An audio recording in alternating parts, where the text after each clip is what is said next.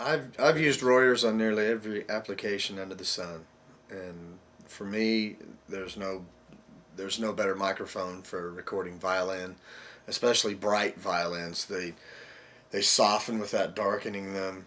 They make a very three-dimensional image. They always cut through the mix without overshadowing, overtaking the lead vocal. But yet they still have that clean, somewhat nostalgic sort of sound that you crave from a ribbon mic. So it's the first call. It's really the only thing I'll put up on a fiddle. Nice.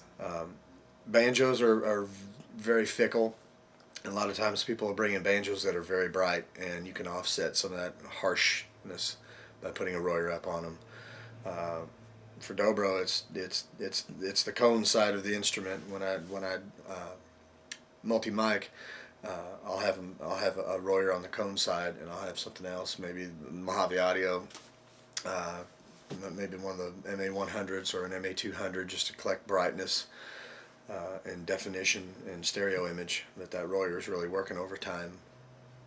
Nice. Which one do you use? Are you using like the 121 or the 122? I like the 122 just for the fact that the phantom power gives it lots of beef, and you can keep a preamp at pretty low gain and low self noise when you're recording, and you're still hitting -5 and -6 on the board, and it's where it needs to be.